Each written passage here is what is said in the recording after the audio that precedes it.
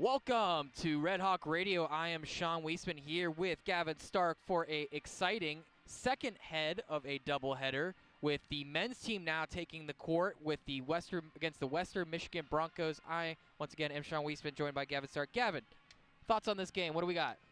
This is a game that Miami's going into. They can't be too confident going into the game saying, like, this is a game that they should win, right? So, I mean, points per game-wise, Miami 83 points per game, Western Michigan 71. So, offensively, this game really could get out of hand if Miami's hitting their shots, making the right plays, doing everything they need to do offensively and also defensively. I mean, Miami's allowing 71 points per game, Western Michigan allowing 74. So, I mean, offensively and defensively, Miami's a better team on paper.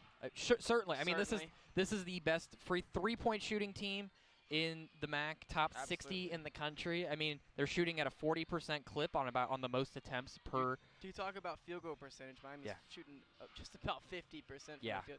And when you want to talk about someone who's being super efficient field goal percentage-wise, it's Woolfolk. He's been unbelievable. Absolutely. I mean, he's been that rebounding threat that they have. He's been the big man. Yeah. And an undersized big man as well. I mean, he's only sitting at 6'9", and he's really doing well down there in the trenches of the paint and scoring really well, averaging about 8 points per game with about 7 rebounds to go with it. So he's been a good, efficient player as well. And then you talk about coming off the bench efficiency. I want to go to nod with the freshman Luke Skowjak. He has been brilliant.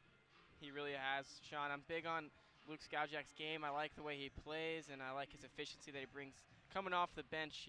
He was one of those guys where you almost wonder, could he start? Yeah. I do like him coming off the bench, though. And, you know, 14 minutes a game. You certainly could see that role increase as the year progresses. And you've seen him get more and more minutes in some games. This could be an opportunity for some of those younger players like Brant Byers. I mean, he's a freshman, too, a 6'8" freshman that really stretches the floor, can shoot the rock at 41% from the three-point line. So another really good freshman there. And then Evan Asparo, that spark off the bench.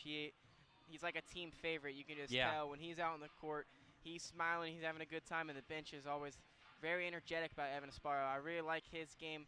That sophomore, he's getting more and more experience. Yeah.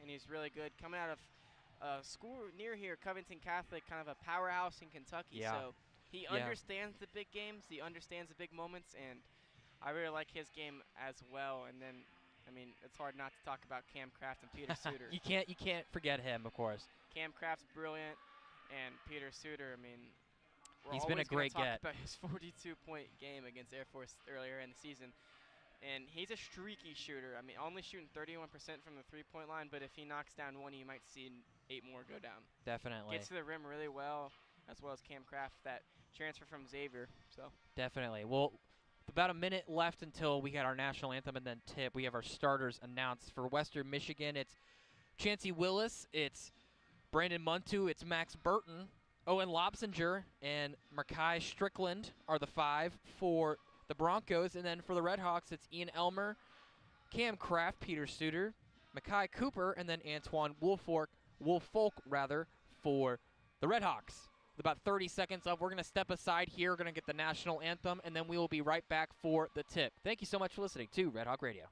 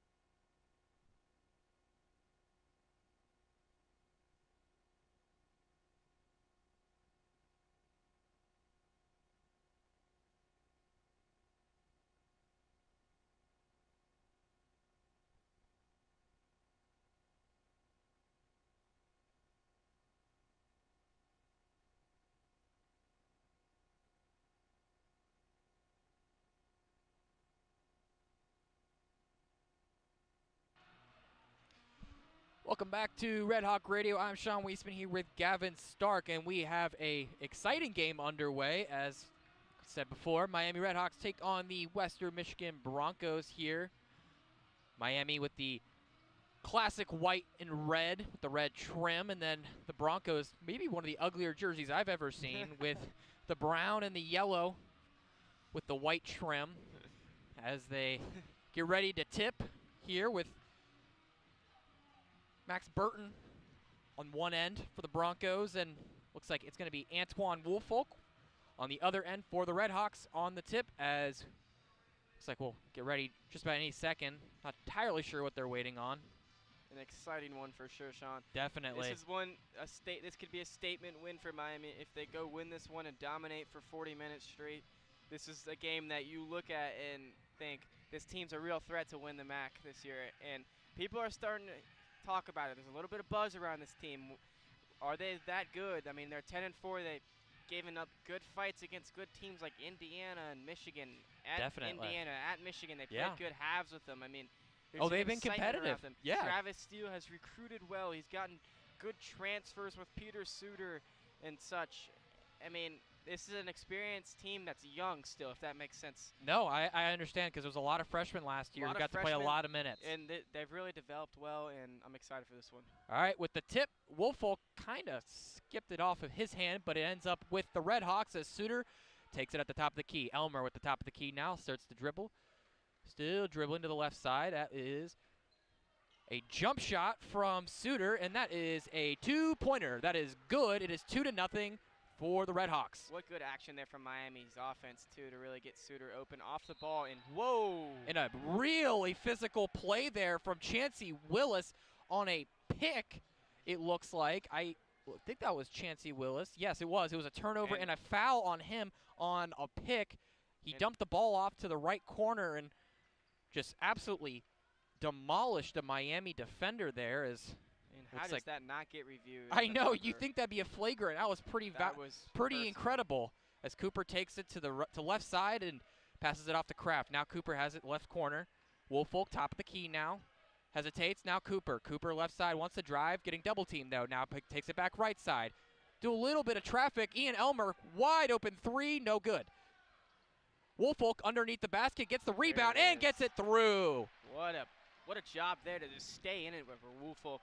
I talked about his rebounding before and really making a statement to start out this game here. Absolutely, as Chancey Willis once again taking the ball up the court in the left corner as he wants to drive, stops his dribble just inside the three-point line, now passes it to Burton. Now inside, that's Strickland. Now Strickland back outside, now back inside to Lobsinger. Back outside in the right corner, that's Lobsinger. Now back up at the top of the key to Willis. Now moves to the right side, guarded by Woolfolk. Three-pointer no good, short. Lobsinger gets the rebound though, and Ian Elmer with a hard foul on the attempted shot on Lobsinger, and that will be his first, and that will send them to the line. That is a shooting foul, so Lobsinger, the only guy who started all 32 games for the Western Michigan Broncos last season, the veteran, who's a senior, the 6'9", 220-pound forward from Flint, Michigan, will get his chance to put the Broncos on the board for today. Yeah, a really good player in Lobsinger. I mean, really physical player as well. He's not the biggest dude on the court, but he really makes up for that in his physicality while he plays. And he's very experienced, like you said, started all 32 games last year. A Michigan dude, so. As he makes the second free throw, he made both of them, and so it is now 4-2 for the RedHawks. Cooper gets the ball out of the inbounds, passes it back to Suter. Now Suter driving right side, tries a nifty pass to Woolfolk, but it gets tipped by Western Michigan. Western Michigan was the one who deflected it, so it'll stay Miami ball with the inbounds coming here for the RedHawks. That was Brandon Montu on that tip. A good heads-up play by him to really kind of stay in it there. Absolutely, but it gives a chance for the RedHawks to get a set play here. Looks like the ball's going to go to Suter in the left corner. Now he looks to drive, goes to the right post. Now passes it back out to Kraft. Kraft dribbling. Now Ian Elmer points at the floor looking for a pick. Now Woolfolk just at the top of the key. He's waiting. 9 seconds left on the shot clock. Into the right corner. Elmore pump fake three. Now drives it. No shot. Bad shot rather. And then he gets, looks like Makai Cooper gets fouled as he was rebounding and trying to put the shot back up. And how about that? The 6'1" point guard, undersized as it is, down there in the trenches, and gets the rebound and the foul. Huge by him, and that's why he's on the court, because this guy will give it his all for 40 minutes straight, and Travis Steele knows that, and that he really trusts Makai Cooper. Absolutely. As the first one, little too strong on it. Still 4-2 with 18 minutes left in the first half for the RedHawks. Puts up the second shot. It's pure. 5-2 RedHawks. Western Michigan hoping to respond. Now it looks like a little three-quarters press here from the RedHawks as Western Michigan attempts to break the press. A little bit of trouble. Now gets it out to the logo. Now down low to Lobsinger, guarded by Woolfolk, and no good on the shot. Ooh. On the shot, goodness, what a voice crack. And ball gets blocked out of bounds. Ball will stay with Western Michigan. 17:53 left on that. Not sure if I thought that went off on Western Michigan or Miami. It looked more Western Michigan, but they're going to keep the ball here. Definitely. Lobsinger has it top of the key, and that's not Lobsinger, rather. That is Burton, who passes it over to Strickland. Strickland looks for an inlet pass to Burton, but Burton loses his dribble and throws it out of bounds, and it is Miami ball. And the Miami bench saying ball doesn't lie. Nope. No, it does not. As Makai Cooper dribbles it up the court, hands it off to Kraft. Kraft now to Suter, top of the key. Suter waiting for a pick from Woolfolk. Gets his pick, go to the right side, floater, 15-footer, got it. And that's where he's best at right there, Sean. That floater is his bread and butter. He's going to fake that drive and hit the stop, and that little floater is pure about every single time. Isn't it? Absolutely. Burton now working down low on Woolfolk. Gets it to go just past the free throw line at the MAC logo. It is now 7-4 as they quickly pass the ball up the court. The RedHawks do. Suter now looking, dribbling in traffic at the MAC logo. Stops his dribble. Now Ian Elmer grabs it left side. Now picks up his dribble. Passes it to Suter. Suter top of the key. Now he's driving. Free throw. Jumper. No good. Rebound by Strickland. Chancey Willis now with the ball. And he dribbles it past half court now. Looking to drive. Stops his dribble at the top of the key. Now passes to Lobsinger. Lobsinger has the ball. Looking for a pass, doesn't get it. Now finds Willis. Willis, top of the key still. Still dribbling. 10 seconds left on the shot clock. A lot of nifty footwork on Woolfolk, but Woolfolk keeping it in front of him, and a nice pickpocket there from Ian Elmer on an attempted pass inside to Lobsinger. Now Makai Cooper taking up the court. Fast break pass. Fast break points rather there, and it is 9-4 for the Cooper layup. And Cooper goes straight at the basket there, not in any other thought going on in his mind but that basket. Went straight at it, and an easy 2 points for him. That quickness really shown right there on that fast break. Definitely. As it looks like Chancey Willis, no, that's Strickland. Strickland with a three-pointer on the left side, no good. Rebound by Woolfolk, bounce around a couple. Now looking potentially to push it up the court. Kraft to Suter. Suter from the left corner, no good, too short. Rebound by Lobsinger. Now Lobsinger passes it up to Willis, who is their leading scorer for the RedHawks, but missed the first month of the season. Now passes it inside, or dribbles it inside rather, now passes it back out to the right corner. Pump fake from, looked like it was Muntu. No good though, and RedHawks get the rebound. A nice shot fake there from Muntu, just couldn't get it to go. I mean, he's in that corner, you got two guys to get off their feet. You like the shot selection there, just didn't get it to go. I mean, an unfortunate possession there for Western Michigan. Definitely. Inside pass to Woolfolk. Easy two for Woolfolk. That was a really nice pass from Peter Suter, the Bellarmine transfer. He kind of baseball through that one, Sean. Yes, he did. Fired that one into Woolfolk, and Woolfolk was ready for it right away. Lots of subs ready for Miami. Looks like 3 subs for Miami, 2 for Western Michigan as Burton catches the pass now to Willis. Willis stops at the free throw line. Jumper good. And that's what he can do. He's an amazing scorer.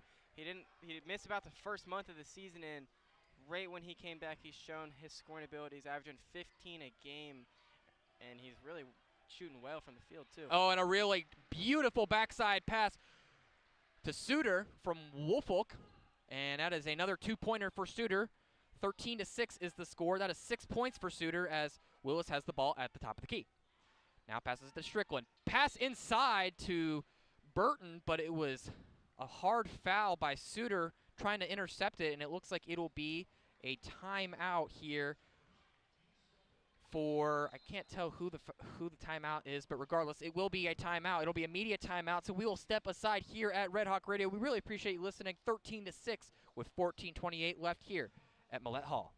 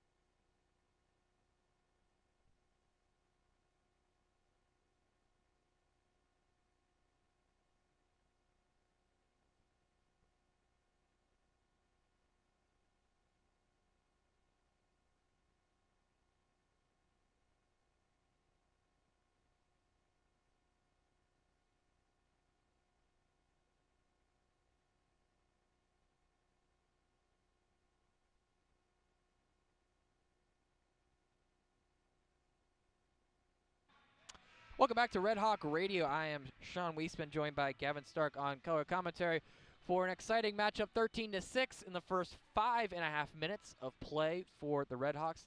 With a lot of subs coming in, it's Elmer, Cooper, and Woolfolk out, Ipsaro, Byers, and Reese Potter in. I'll get to the other subs in just a minute, as it is a dribble drive from Strickland, who gets the 2 to go. It is 13-8, Miami. Good action there to get Strickland that easy lane there to get to the basket pretty easily, and an easy 2 points there to get them back to a 5-point game. Suter being guarded pretty heavily by Javon Hanna before passing it off to Reese Potter. Now back to Suter. Suter drives right side, now throws a wow, what an amazing pass out to couldn't even tell who that was. That was Brent Byers. And then he buries a 3. Holy cow. This game is moving quick. It's just, I mean, I can barely keep up with it all. As Willis dribbling top of the key, waiting for something to materialize now.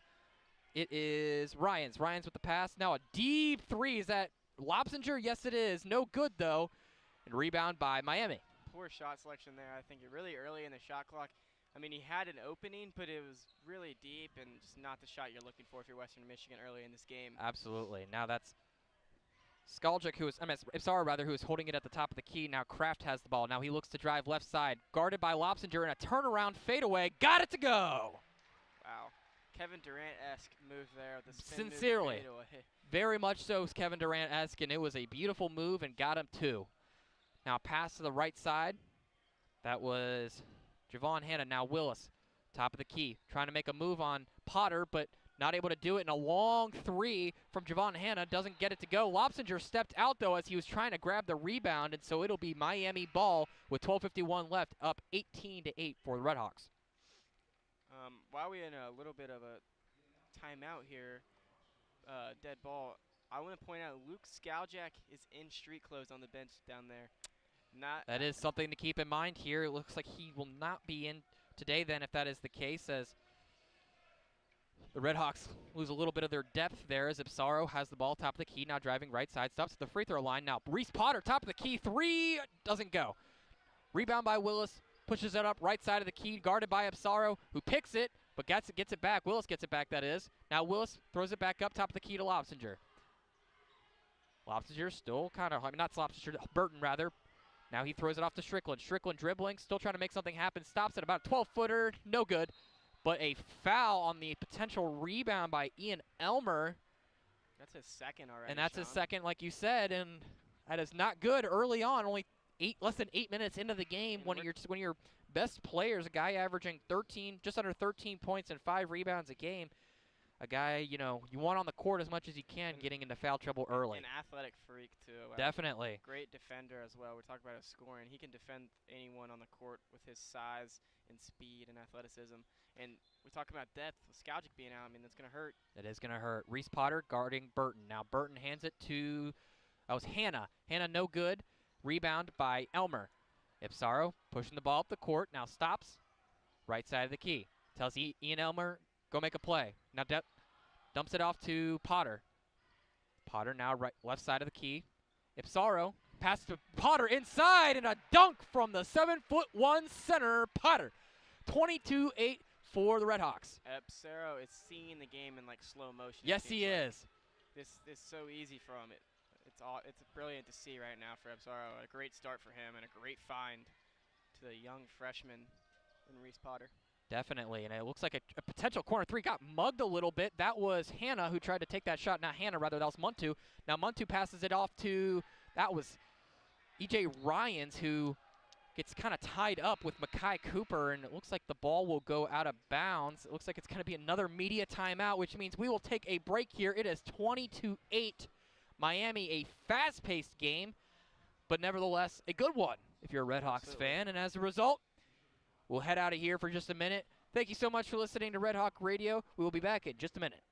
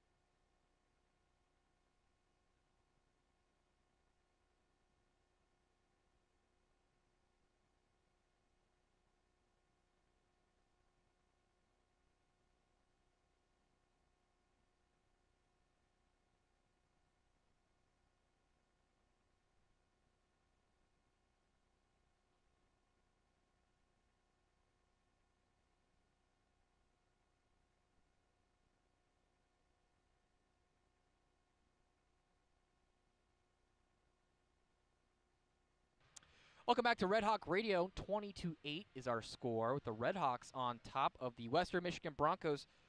Western Michigan 3-11, 0-2 in the Mid-American.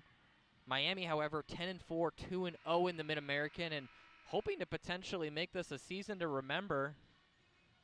Getting off to a fast start, certainly. They're definitely looking like one of the better teams in MAC. They're my projected MAC winner this year. And, yeah, they look really good today. 7'1" Potter was guarding the inbounds, and it was intercepted by Apsaro on the pass. Cooper passes it back up. That is Byers, who gets fouled on the shot and will get to shoot 2 because he missed. But regardless, a great defensive and then offensive sequence there for the RedHawks.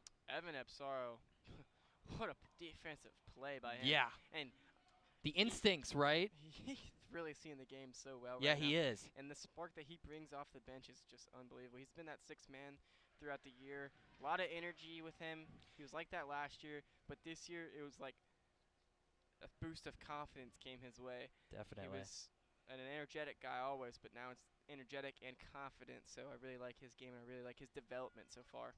Byers makes both of his free throws. The redshirt freshman who joined in the second semester last year, able to get on the board for the first time, as a three-quarters press is employed by Miami, slowing this offense down a little bit before it's finally broken by Ryans. Ryans gets the ball to Hannah. Hannah now in the left corner, drives, posted up on 7'1" Potter, but able to get it over top of him. It is 22-10 now, with Cooper pushing the ball up quickly, but ultimately stops. Now it's Ian Elmer, top of the key. Looking to pass it now, Reese Potter just inside the three-point line. Looking for something, guarded by Burton.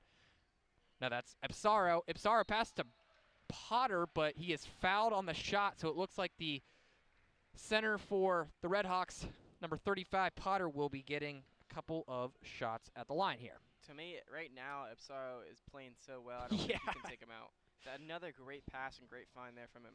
It's like he knew where he was going to before he even had the ball in his hands. So absolutely. Apsaro playing his lights out, averaging 18 minutes a game as Potter hits that first free throw. And Potter was a good find for the RedHawks. It was between Xavier and Miami is what his recruitment came down to, and he was the state MVP, tournament MVP in the state of Kentucky. And a brilliant player. Really brilliant player, and brings some actual size that, you know, it's hard to find at this level, and can shoot the ball really well, as that was a second made free throw, and they're able to intercept it on the press. Potter able to somehow hold onto the ball, drives but misses the layup, gets the second layup to fall though, and gets his 2, and now it's 26-10 on the turnover by Western Michigan. Now Western Michigan just past the half-court line, now gets it to the logo. Willis looking for the play from head coach Dwayne Stevens, as Lopsinger passes the ball off to Hannah. Now Hannah passes the ball off to Willis.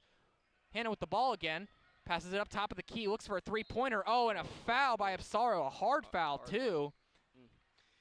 Not anything dirty or intentional there. He was just there, and Willis kind of ran into him. Yeah. Wasn't anything crazy, just a hard fall for Willis. He's all right, though, so yeah, and well. I'm sure if you're a Western Michigan fan, you definitely are holding your breath a little more, though, when you see a guy like him fall, given that he's already been hurt for some of the season. But we have some subs here. We have Apsaro, Byers, and Potter out. Kraft, Suter, and Woolfolk, so the starters are back in.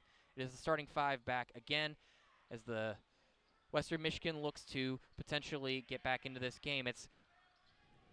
That is Lopsinger, who was trying to post up on Ian Elmer but doesn't get it, but passes it off to, couldn't tell who that was on the bucket. Regardless, there was a two-pointer. That was Sulaka, more of a bench guy, only 10 minutes a game. Just came in, too. Yep. Oh, and a travel from Kraft as he was attempting his signature fadeaway jumper at the block on the left side, but pivot foot moved, and so it'll be a turnover for Kraft in Miami, and Western Michigan will have the ball down 26-12 with 9:33 left on the clock. Rare mistake there from Kraft. He's kind of mad at himself, but he's one of those guys that he'll be right back into the game right now. He's just going to forget about it and be just fine. So. Yep, absolutely. As Willis stopped just before the half-court line, but gets it off to Strickland, who has the ball. Now it is Willis. Willis holding onto the ball, still waiting in the left corner. Now is double teamed for a second before ultimately getting the ball to Lobsinger. Lobsinger, right side, guarded by Suter, but goes up and under and gets the two-pointer. What a move there. Definitely. That was a crafty move for a pretty big guy, too. Right. Athletic and tough kid. Now Suter stopped at the MAC logo. Now passes it to the right corner for Elmer. Way off the mark, but Woolfolk gets the rebound. Woolfolk now passes it top of the key to Cooper, who stops at the MAC logo, gets fouled. Shot would have counted if it went, but it didn't. It was too strong, so he'll get 2 for Miami. Great action there from Makai Cooper, kind of coming off the roll. Knew where he wanted to shoot it from. Got the shot off and some contact. Didn't make the shot, but it was a really good shot from him, and he gets to the charity stripe and has a chance for 2. Woolfolk, that is his second offensive rebound as Makai Cooper misses the first. He's got 4 rebounds total, and that foul was on Chancey Willis, and that's not what you want to see if you're a Western Michigan fan, because that is his second foul of the day, and their leading scorer with about 15 and a half for the Broncos. Elmer kind of looks frustrated getting subbed out right now. Yeah. As Cooper drains the second, now 13-point lead as the inbounds is into Ryans. Now Ryans passes it to Strickland. That's Strickland, but it was a foul regardless. Is that Brant Byers who got the foul, it looks like? Yes, it was Brant Byers who has his first foul as they attempt the same kind of press. Ipsaro almost jumped a pass. They had it beat. And a three-pointer, no good. That was attempted by Lobsinger, and now rebound Miami. Now Suter with a nifty pass up at the top of the key, and that is good! Brant Byers with a nice three-pointer. 8 points for the redshirt freshman, and it is all RedHawks, 30-14. And now a deflection. Here we go. Here we go. Woolfolk driving it. The deflection by Woolfolk. Still pivoting. Stopped, but it is tipped back to Kraft, who passes it all the way into the corner. Now back to Cooper, top of the key. Now Kraft, top of the key. Suter dribbles, top of the key, looking to shake some things up on Lobsinger. Guarded by Lobsinger. Back, shoulder pass. Holy cow! Brant Byers with a slam. Wow. Oh, my goodness, and that is going to be a Western Michigan timeout. That was disrespectful. Hey, Miami, do you need a spark? I got you. Brant Myers, come on out there and bang a 3 from me from uptown Oxford and then go dunk on somebody, too, while you're at it. Wow. That's exactly what he's going to go do. An amazing job by Brant Byers. Wow. And that's how you go into a timeout. I think that's an appropriate way to go into a media timeout here with the excitement of that dunk. It is 32-14 at the under-8 media timeout. We appreciate you listening to Miami here on Red Hawk Radio.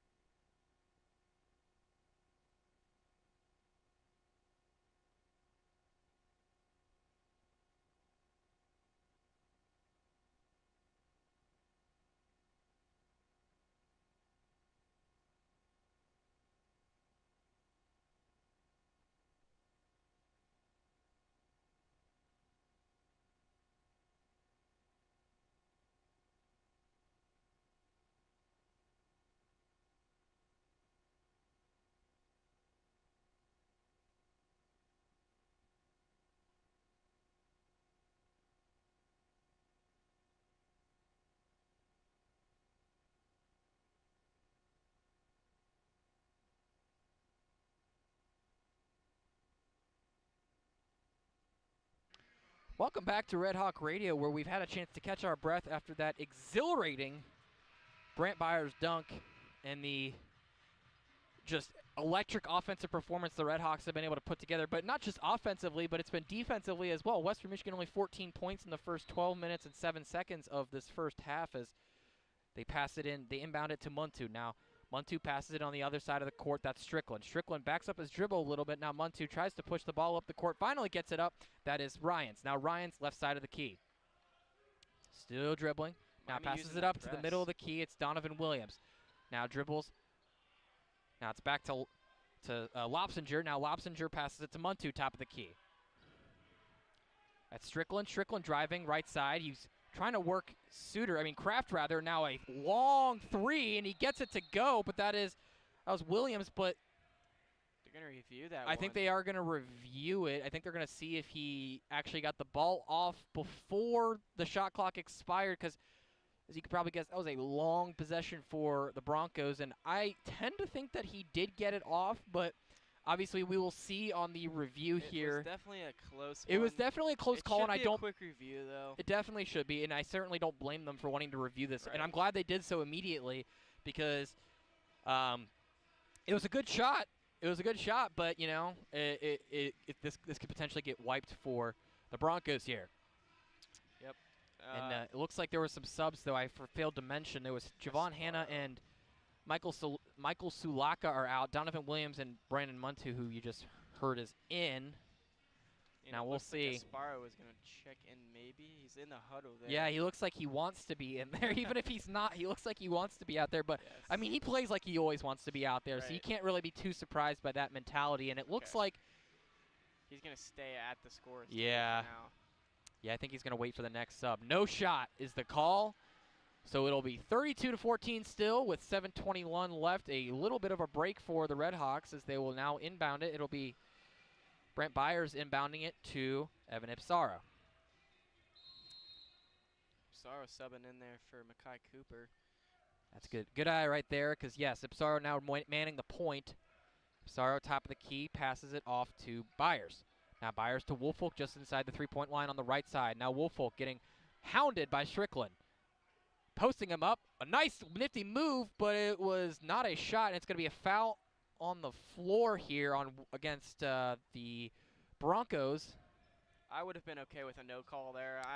I think it was a little ticky-tacky. Yeah, I think that might have been a bit of a ticky-tacky foul. I would agree. But Strickland getting called for his first personal, and since that was on the floor, it'll remain Miami ball with 7:06 left on the clock, still 32-14 as there's a whistle now. It looks like there was a foul on the inbound on Miami. So now Western Michigan will get the ball in the inbound in the exact same spot with a sub here, and it looks like it's Suter coming out for Ian Elmer. A little bit of a strange substitution. You don't see that substitution often. No, it feels like those are different positions, it seems. But yeah, usually they stay on the court together, if anything. But they get adding a little bit of an athletic Ian Elmer out there without Suter beyond the floor, so I get it. Definitely. E.J. Ryans passes the ball. That is to Hanna. Now Hanna back to Lopsinger. Lopsinger hands the ball off to Strickland. Strickland top of the key. Now outside the three-point line is Ryans. Ryans still holding it. Now Lopsinger, left side of the key. 2 seconds left on the shot clock. Lots of dribbling, but not a lot of shooting. And the shot looks like it would have counted if it was made, but it wasn't made, and it was a putback and a foul. And one there. Yeah, by Lopsinger. Really nice play by him. A layup there. Gives him 6 points on the day. He's the team leader right now. And, yeah, it looks like it's a foul. They're going to call it on Elmer. That's his second with 6:31 left in the first half. Lopsinger leading the team in rebounds on the season with 7.5. And he's down there getting a rebound again. Like I was saying, he's a physical guy. He's not the biggest dude for a big forward like he plays. Yeah, 6'9", 220. I mean, is what he's listed at. So right. certainly not definitely a little, maybe more of an Antoine Woolfolk kind of sized individual as he makes that free throw. It is a 15-point game now, 32-17, as Ipsaro passes it to Woolfolk, guarded by Lopsinger. Woolfolk feeling him out, dribbling. Nice nifty move up and under, and Woolfolk gets to go. This guy just keeps on getting better. The transfer out of Rutgers, Antoine Woolfolk. In an attempted dunk by Strickland, does not get in. Rebound by Miami, pushing it up the floor quickly. That is Byers, who does not get the shot, and now it'll be Western Michigan's turn to try to push the ball up the court. They're looking for something, can't find it though. Muntu in the corner passes it to Ryans. Now Ryans top of the key passes it into the right side. Now it's back to Lobsinger top of the key. That's Muntu dribbling it. Now it's back up to Williams. Now Muntu. Muntu top of the key. That's Ryans. Ryans dribbling, waiting. A lot of time being used. 5 seconds left on the shot clock. Still Strickland looking for something to happen. Not really able to make any of it happen. Woolfolk guarding him, and I don't think that shot counted. And this Western Michigan offense just cannot get anything going right now. They got bailed out on that and one on the missed shot there, but that is now 3 straight possessions where the shot has come in the final second of the shot clock, and you got to give Miami's defense absolutely a lot of credit. Travis Steele and his team is tougher than nails on the defensive end right now. They're defending their butts off right now as Makai Strickland gets subbed in for Javon Hanna. Ian Elmer has it top of the key, waiting for Kraft. Kraft wide open in the lane, gets a layup to go and gets it. It is 36-17. That is a beautiful layup.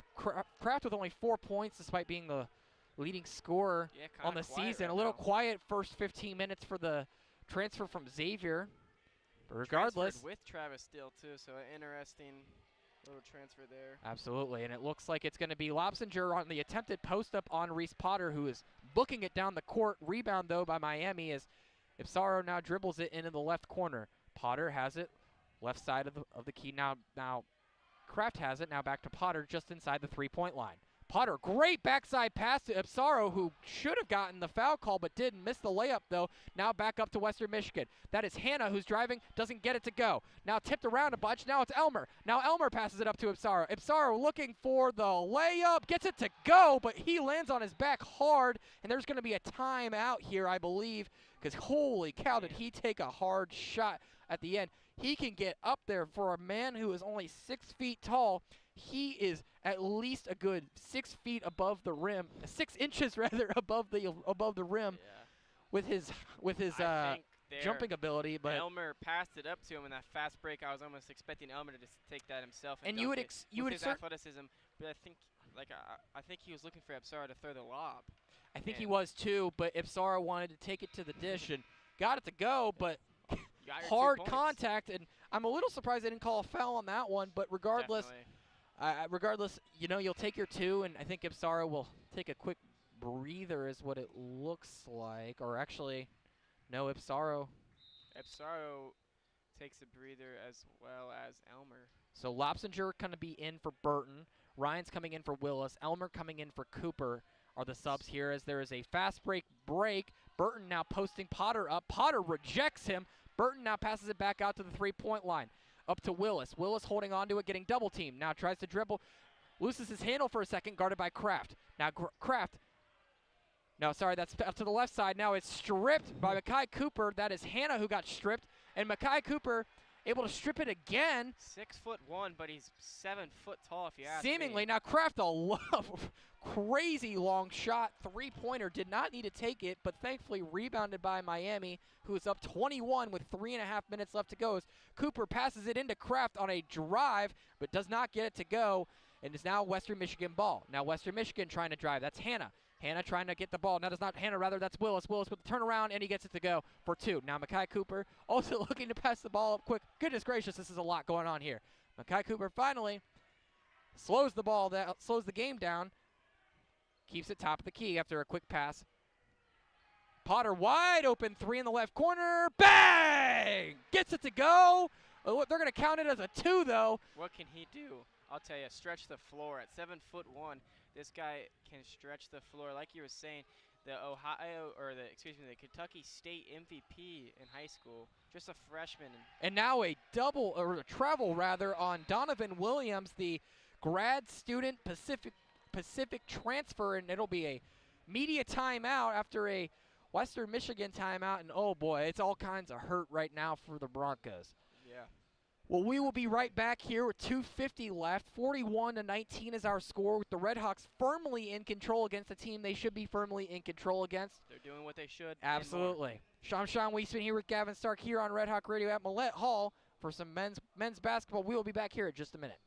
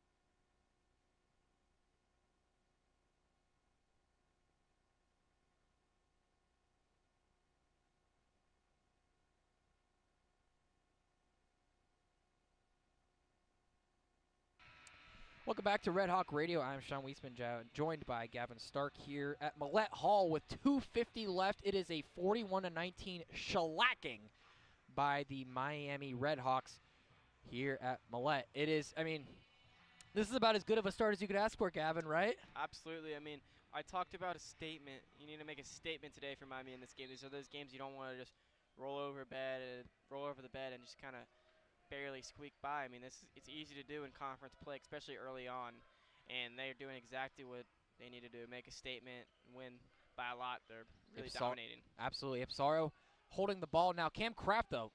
Wow, a fadeaway three. Gets it to go, and he puts up the silencer. I mean, holy cow, that was are they going to count that? Oh, they're going to count that as a three. I thought it was a two for a second, but regardless, a great shot. Western Michigan now with the ball. A shot, an ugly shot by Donovan Williams, who gets fouled. Is that Dan Lewers who gets the foul? Dan Lewers, who hasn't had a lot of playing time, but gets his first foul, making his presence known early. Lewers, 7 games played this season, 8 minutes per game, but the Eastern Illinois transfer who started his career at Defiance College, picking up his first foul. And Donovan Williams, the transfer from Pacific, like I mentioned, puts it through. It is now a 24-point lead for Miami. Dan Lewers was a guy I was on call for. He played Defiance about 2 weeks ago. He had 20 points, leading scorer. I mean, it was a cool moment for him. He was on fire. I know. I watched that game. It was a really cool moment for sure. He's a good player. He just happens to be on a very loaded roster. This is a loaded Miami team. This is the best Miami team we've seen in a long time. Absolutely. And after a miss on the second free throw, it is now the third free throw gets put through and is now 23-point lead for the RedHawks. Cam Kraft holds his dribble, top of the key. Now looks to drive to the right side. Throws it back up to Potter. Top of the key. Three. Got it! Wow, what a statement from the RedHawks today. They are just shooting the lights off of this place. They're on 100. Watch, that's for sure. Absolutely Sean. They are. Now Western Michigan has the ball at the top of the key. That's Willis. Now Willis loses his balance, gets tripped up, it looks like, by Ipsaro, and I think they're going to call that a foul on Ipsaro on that. Potter, though, as a guy who, hasn't started a game this season, only 15 minutes a game, but he is leading all scorers here with 12 on 4 of 6 shooting and 2 of 3 from 3 at 7'1". Simple as that. He's feeling it. He doesn't even use his size as a physical standpoint. Like, he's not getting down in the paint. Getting down there. I think that's something that's developing with him. Yeah. He's getting muscle on him. He's getting stronger. More physical. He came into Miami weighing about 195 pounds. 7'1" as the first free throw is made by Chancey Willis. He misses the second one, but a great rebound by Donovan Williams, and I think they're going to call that a shooting foul, so it looks like it'll be 2 more, but this time for the Pacific transfer, who is from the area. He's actually from Rockford, who's from, relatively speaking, the area, Rockford, Illinois. Not too far, about 4 Not too. hours. I was going to say definitely closer to Kalamazoo than it is to Pacific University out in California. But the missed free throw there, and those are the kind of things you're going to need to get if you're Western Michigan to get back in this game, down 25, 47-22, with a minute 45 left. Those are the shots you're going to have to make as he puts the second shot up.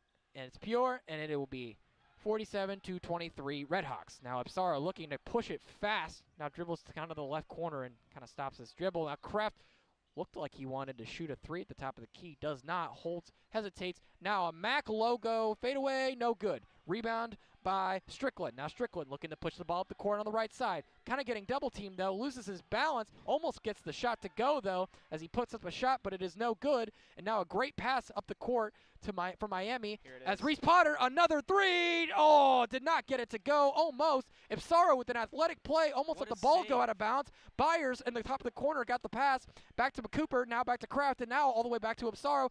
Finds Kraft underneath. Layup. Got it. Evan Ipsaro, he's not putting it like the points. He's got 2 points, but his presence on the court's all over the place. He's just finding everybody, isn't he? He's doing a brilliant job when he's out there, and he saved that ball too. It was out of bounds 99% of the time. But absolutely, as that's a dribble drive from Strickland, who does not get it to go, gets tipped up a couple times before Evan Ipsaro, who we just mentioned, gets the rebound. Now he's dribbling it left side, stops his dribble, holds it top of the key. Cam Kraft top of the key, 3, got it! And he silences the crowd once again. This guy's unbelievable. This team's unbelievable. If you aren't buying stock on Miami right now, you better. Do it. You certainly better. It is 52-23, ladies and gentlemen. That is not a typo. 52-23 with 33.2 seconds left in the first half. And boy, I mean, I think the aside from the games against the teams like the Hiram Colleges of the world, this is about as good of an offensive performance as they've had all season. They looked great against Defiance. They shot the ball well, but like you said, those teams like that, I mean, that was the NAI team that came into Millett Hall on a Monday night. I mean, it was and there's just a physical overmatch. That's a team that's likely just going to be physically overmatched. Right. But this is a team in your conference, granted, not a good one, but regardless, a team in your conference who is getting the brakes just beat off of them right now, and nobody can stop the RedHawks. I mean, it's not one guy that's just playing amazing. No, it's everybody. Obviously, Reese Potter's looking good. I mean, Cam Kraft looks brilliant as always. Evan Esparo's doing a great job facilitating and just making plays. It's more about who isn't making the plays, it seems like. And to answer that, Peter Suter's been sitting on the bench for a while. Yeah, that is a good point. Scoring threat, so it could be even more. Yeah, if he was out there, honestly. Absolutely is. E.J. Ryans has the ball top of the key. Now Lopsinger top of the key, guarded by Potter. Passes the ball off. That's Strickland. Strickland now passes it back off to Lopsinger, right side. Now it looks like a fake shot from Donovan Williams, who looks to drive, but it looks like it's going to be a charge. Are they going to? Yeah, they're going to call a charge. They are going to call a charge. Thought about it for a second. They did. He really hesitated. The referee for today really hesitated, but Miami able to draw the foul. Donovan Williams with the foul there, and that's his first personal. And so Miami, with 7.5 seconds left, will have a shot here to maybe add on to this already monumental lead here. Assume a buzzer beater here. I mean, I would certainly assume so. Ipsaro takes it up the court, looking to drives it, gets it to go at the buzzer, and a really beautiful drive. Ipsaro hyping it up. Everybody is scoring, and it is 54-23 at the half. And man, this is about as good of an offensive performance as you can ask for, ladies and gentlemen. Unreal. Wow. Unbelievable. I mean, you start to lose words when they keep hitting shots like this. I don't have many words to tell you right now. I wish I could. I wish I could say a lot, but they're dominating on both. They are. Court. Western Michigan has 23 points. Not a lot, but like. It's the offense that's doing it for today. It's not even. Offensively, Miami, 21 of 36. 58% from the field, 6 of 14 from 3, and that's better than their clip, and they're shooting at a 40% clip coming into this game. Now they're shooting 43, and they still missed a couple free throws, still left a couple on the board, and it's not like they're drastically out-rebounding Western Michigan either, with 20 rebounds to Western Michigan's 15. It certainly feels like everything is going right for the RedHawks right now. On paper, like, you're looking at size-wise, Western Michigan didn't feel bad coming into this size-wise. I mean, Reese Potter comes off the bench. He's 7'1". He's the biggest guy on the court when he's on the court. But you start with Woolfolk. He's only 6'9" compared to they have Lopsinger. So right, Lopsinger is a physical difference on the starting 5 matchup, as you see. So like, they think they can do it physically, and they're getting dominated right now, and they need a lot of adjustments to even make it look unugly. I am with you. I mean, right now their rotation of guys has been they've put in Michael Sulaka in, who's 6'9". They've put Markai Strickland, who's 6'8". Lopsinger, who is 6'9". They put in Max Burton for minutes, who's 6'10". Size is not the issue for the Western Michigan. It's everything else that seems to be the issue for the Broncos. They can't get a shot off. And they can't get a shot off. The shots that they're taking aren't good shots. They're rushed, and absolutely. They're either early in the shot clock or they're super late, like we've seen. They've missed it. They've turned it over off the shot clock 3 times. That, it's unnecessary. It's stuff that you can't have happen if you want to win a conference game in the MAC. And absolutely. I couldn't agree more with you, Gavin. So we got about 15 minutes until the second half starts, but we'll take a little break here for Red Hawk Radio. We really appreciate you listening to what has been an unbelievable first half of basketball. Once again, I am Sean Weisman here with Gavin Stark. We'll be back in about 14 minutes. Thank you so much for listening to Red Hawk Radio.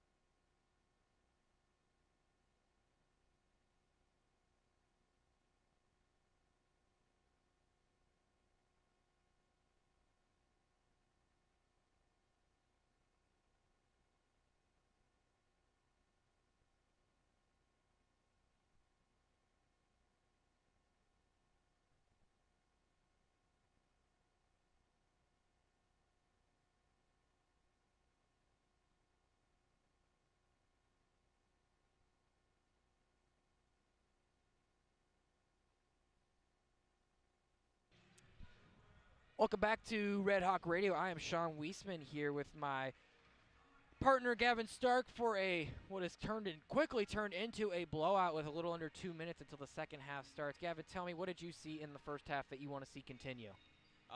Everything, literally. I mean, it's hard to literally pick on one thing. Right. Obviously, these guys are shooting at 58% from the field, Miami, and then vice versa, Western Michigan, 29% from the field, 0 for 7 from 3. Like, not even like comparable. You're not going to be in a game with those numbers compared to Miami's in this game. So, I mean, it's really coming down to shooting. Physically, you're not getting dominated if you're Western Michigan. It's not that. No. You don't go into the locker room saying, we just got out-physicaled for 20 minutes. You didn't. You didn't get out-physicaled. You barely got out-rebounded. You got out-rebounded with 5 rebounds, and that's not anything. It really just came down to the fact that who can knock down their shots. Right. Miami's out quite literally doubling in the field goal percentage for this afternoon. That'll do it. I've got something to point out. I mean, absolutely. Ian Elmer, 0 points. Miami has 54 points. He's averaging 12 a game. How many does Suter have, Gavin? Suter has 4 or 6. Sorry, 6. So you're telling me that two of the three top scorers have a combined 6 points for this team, and they're still winning by 31. That's a pretty dangerous team, if you ask me. This is a team that is. Well, we're gonna say it over and over again, and I'm sure everyone else that's gonna call a Miami basketball game this year with our crew is gonna say it too. This is a MAC championship caliber for team. Sure. We can be watching this team at March, and I hope so. I mean, I hope we do. We would love to travel for that. I would love to do that. I'll go to Sacramento or Bridgeport. I don't care where I gotta go. I'll watch these RedHawks. Absolutely. I mean, it's an exciting year, and if you're not tuned in as a Red Hawk fan to Miami basketball, you better get tuned in real quick. Get to it, because you've got a lot of catching up to do. This team is good, and they're gonna keep proving it as they do today so far. Absolutely. Well, Western Michigan has the ball to start the second. Ball will be passed in to Chancey Willis, who will dribble it up the court, guarded by Makai Cooper. Still top of the key, looks to drive left side, pulls up just inside the three-point line, didn't even hit the rim. Put up again, couldn't tell who put that shot up, but regardless, it was missed. Antoine Woolfolk with the rebound. Now a very quick shot from Cam Kraft, and my goodness, he gets another one. Another 3 for Cam Kraft, and he is just on an absolute heater.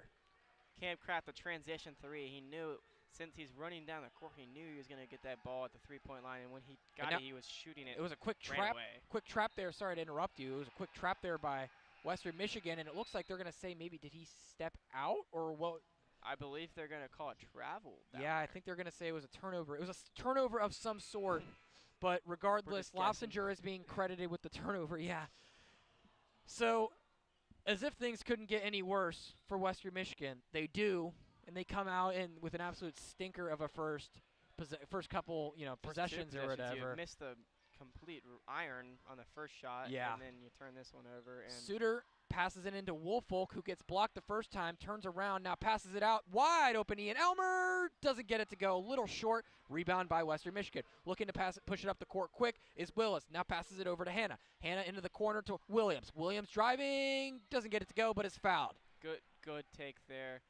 I mean, that's a really simple play there. You get Suter off your feet, and if you're Donovan Williams, I believe that's Donovan Williams. Yep, that's Donovan Williams, number 0. If you're Donovan Williams, you get him off your feet. You got to go straight baseline and get to the rim, and that's exactly what he does. Gets some contact and gets to the free throw line for a chance at 2. Sure does. He's a 73% free throw shooter, but misses 72%. Yeah, seriously. Coming into the game, at least, he was a 73% free throw shooter, but does not put that one through. I'm sure, yes, that will probably lower his percentage a little bit there, but puts the second one up and puts that one through. So hopefully that'll even things out a little bit, though, as Miami is up 57-24, just under 19 minutes left to go as Makai Cooper pushes it up to the baseline, hands it off to Kraft. Now Kraft on the right side passes it off to Suter. Suter top of the key. Antoine Woolfolk sets a pick for Suter. Now Suter hesitates, now looking. Goes to the free throw line, kind of looking for a pass. Now he does look for a pass. It's Kraft. Kraft top of the key. Kraft now driving, still driving. Tries to find Suter in the left corner, but can't find it. Now Makai Cooper attempts the block on Williams, but can't get it. But regardless, it was a miss by Williams, and then Ian Elmer grabs the rebound and is fouled by Williams. And that's just a foul you just don't need no, there. Don't Ian need Elmer it at all. Gets the rebound, clears it out, and you go in and reach in like Yeah. Donovan Williams. Yeah, I don't get it. That's a mistake for the senior. I mean, this guy played 2 seasons at Oklahoma State and then went to Pacific, played there. I mean, this guy was a highly recruited dude coming out of high school. Absolutely. Yeah. You don't want A mistake for sure as Suter drives into the – was about to drive, goes to the right corner, now passes to Kraft, who passes to Cooper. Now they're pushing it off to the left side. Ian Elmer with the ball now. Antoine Woolfolk, top of the key, hands it to Elmer. Elmer gets a potential drive but gets stripped. Now pass up the court, and that is a beautiful dunk. That was – I couldn't tell who that was. That was Strickland, I believe. Makai Strickland with the dunk. Makai Strickland, the athletic big guard. Absolutely, and that is a long 2 for Cooper. Not a good shot, and it misses it. And so that is a rebound by Lobsinger, who passes the ball up to Hanna. Hanna now almost goes out of bounds, passes it up to Lobsinger with the 3, almost got it. Did not, a tad too strong. Woolfolk the rebound. Now they're going to slow it down with Suter with the ball. Suter in the left corner here. Now passes to Kraft, looking for another transition 3. Got it! Gosh, that's from the logo. I mean, that was from the logo. That is moving, boom, see ya. Right that was about as good of a 3, as beautiful of a 3 as you could ask for. Beautiful pick there and a wide open 3 at the top of the key for Kraft as Western Michigan now has the ball with 17 minutes left and a pass inside to Burton, who gets I don't know about that. It was a pass inside from Burton to Javon Hanna, who then gets fouled, it looks like, by Antoine Woolfolk. That is his second. I didn't like that call there at all. Obviously. Not sure I did either, Gavin. That maybe biased, but well, there's always a little bit of that. But it was good. It's good movement by Western Michigan. They deserve to be at the line and have a chance at 2. You can't say they don't. Absolutely. And former MAC 6th man of the year last season, Javon Hanna puts up the first shot and puts it through. He's been struggling a little bit to start out the season, only 29% from the 3. If he gets things going, this Western Michigan team has a chance to turn things around throughout the season. Obviously, maybe not today, but I think they were hoping throughout the season. You're expecting this guy to blossom more than he has so far. And he puts the second one through. And yeah, I think coming into the season, I think that Western Michigan and head coach Dwayne Stevens was looking for a little bit more out of him, but he hasn't quite performed as Ian Elmer has it now top of the key. Potter looking for an inlet. Now he looks for a pick, and Ian Elmer, long 2, doesn't get it to go short. Rebound by Burton, who passes it up to, that is Willis. Now Willis, right side, guarded by Elmer. Elmer still on him. Looks to now he dribbles, drives right side. Great layup there from Willis as he dribbles it past Ian Elmer and over the outstretched arms of Reese Potter. It is now 60-30, Miami.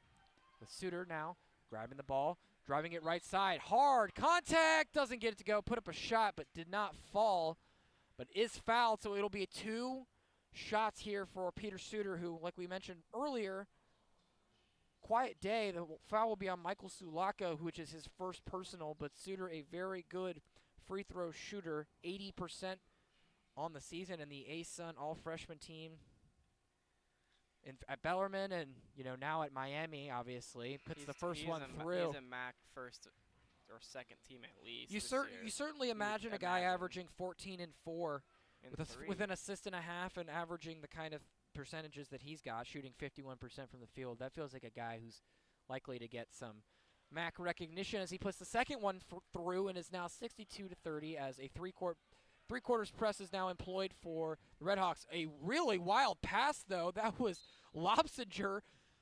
He was at almost just behind the half-point line, and as he says, yep, that was on me. Yeah, most certainly was, as he threw that ball off the backboard. It was so off target and ricocheted out of bounds, and so it is Miami ball now. That's one of the worst passes you'll see in quite a while, folks, but thankfully it was not a Miami player who did it. It was a Western Michigan Bronco, and as a result, Miami with the ball as Suter finds Reese Potter. Oh, almost a dunk on inside, but was jammed up. I'm shocked it was not a foul, but on the other end, it's Strickland who tries for the drive and gets it to go.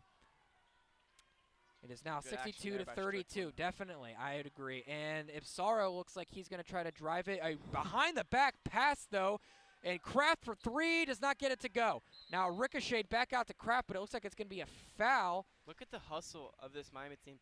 The entire team all over the place, laying it out, and they're up by 30. Yeah. You don't see this from teams Normally, this is the team that cares about each other.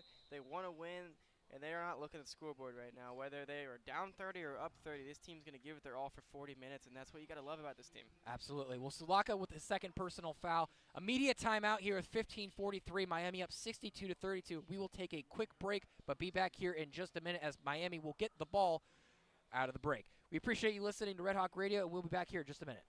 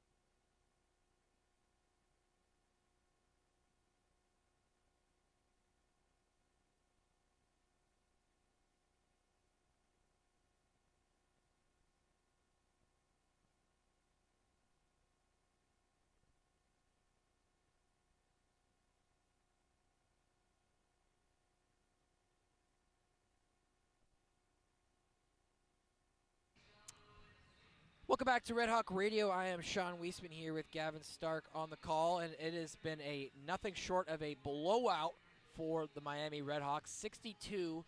62-32 is the score as of right now. 15:43 left. Miami getting the inbound with Suter on the inbound, who throws it up to the 7'1" Potter. Potter now throws it inside to, was it Byers? Byers to Suter on the outside, who tries to throw it into Potter again, but Potter got stripped and then fouled the guy who he stripped immediately after. That was Javon Hanna, the junior guard from Mount Clemens, Michigan, who got fouled there. And so Western Michigan with a little bit of life, so to speak, and a missed pass as it looked like Willis. Yeah, Willis slipped on what was supposed to be an attempted pass to break the three-quarters press, but now it is going to be a foul on Sulaka, as that will be his third now. He's accumulating them quick. He had 0 as of 4 minutes ago in the game, and now he has 3. So Miami will get the ball out of the inbound with 24 left on the shot clock. A bad inlet pass to Reese Potter, though, and Western Michigan gets the ball back, but Makai Cooper intercepts that pass, gets the layup, but he misses the layup.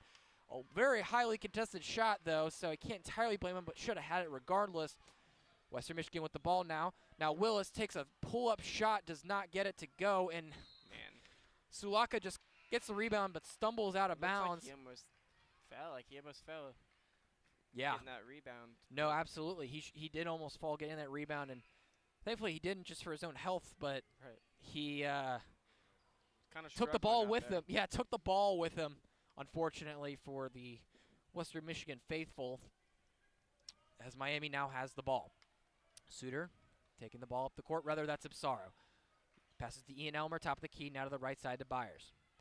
Byers to Woolfolk just inside the three-point line. Still dribbling on now to the right side, trying to make something happen on Sulaka. What a nifty piece of passing, and now some dribbling too, but Byers gets the pass that was so nifty, but was fouled on the take, and so it'll be 2 shots for Byers. He's 6'9", about 225, and this guy maybe Yeah, more. he's listed. He is listed. What's his weight listed? Yeah, he's listed at 6'9", 235. Yeah, so he just did that, and he dribbled. I mean, you guys The can't see it athleticism. listening, but I'll explain to you. He dribbled between his legs, about made the defender fall. Yeah, and then almost cooked his ankles. A good pass to Brant Byers, and Brant Byers just gets fouled. So I mean, great job there by Woolfolk. You don't see him do that often. Well, Woolfolk is as the first free throw was missed and by Byers, but Woolfolk was a former recruited Power 4 conference tight end football player as well. That's right. He was a tight end, so a real good athlete. Probably could play D1 football if he wanted to, but chose basketball, and we're RedHawk faithful, certainly happy that he is. If he wants to go play football next year, he might as well try. He might as well try, as that is a hard take on Woolfolk, and looks like who was that on the drive? That was Willis, I believe. Yeah. I think that was a good take. Willis. It was a good take, but it will be a foul on Woolfolk. That will be his third with 14:39 left in the game. 63-32 is the score. Western Michigan will shoot 2. Western Michigan 10 of 14 for today at the line, with Willis only a 59% free throw shooter. Granted, I can't imagine he's had many attempts given that he missed 8 games to start the season, but he puts the first one through to give him 8 points today, and puts up the second, puts that one through as well, and good. Now under the 30-point lead mark.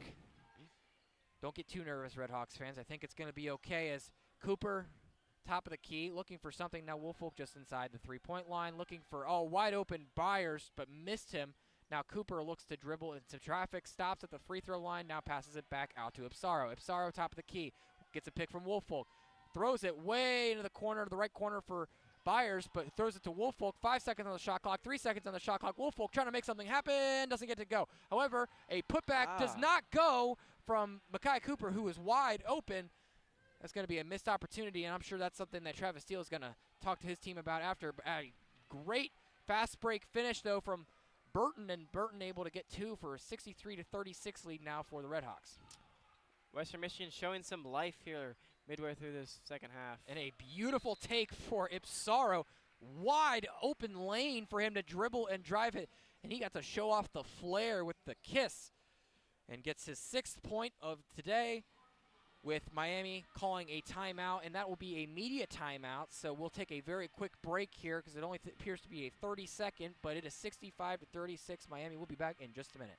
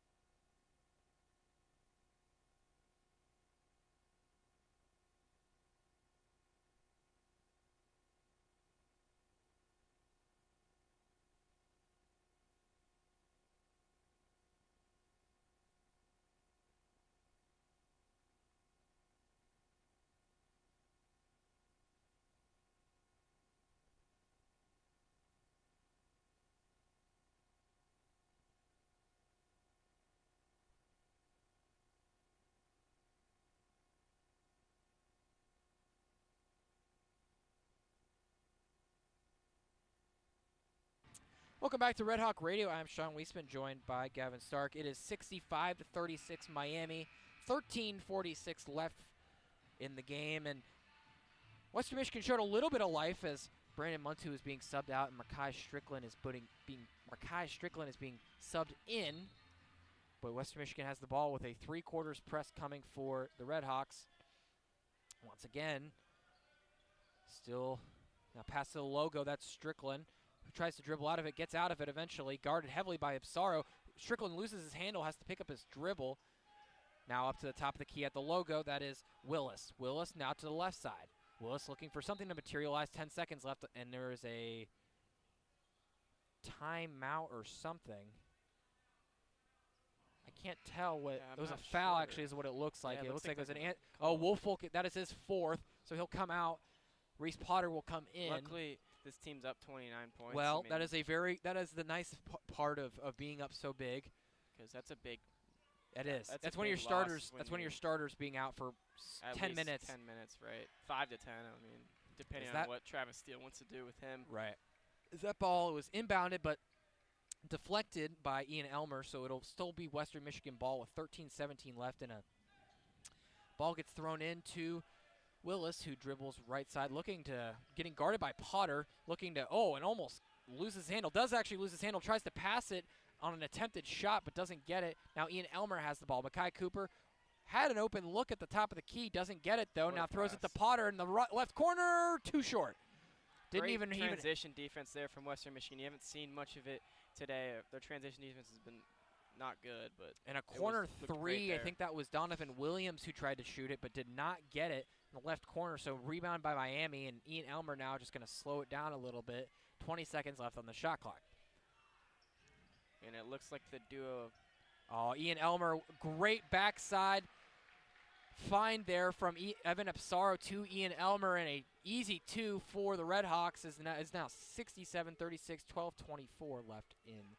Yeah, it looks like the duo of Suter and Kraft are going to be checking back into the game at the next dead ball. Well, that's a lot of scoring, as that is a dribble take for Javon Hanna, who does not get it to go. Really good defense from the interior. I believe that was Potter who held him up there. Now Makai Cooper has it in the right, being double teamed. Potter, great pass to Ian Elmer. Doesn't get it to go though. Rebound by Western. Now Western passes it up quickly to Strickland. Strickland, a layup attempt, but does not get it to fall. And it looks like it'll be a timeout by Western Michigan. Western Michigan.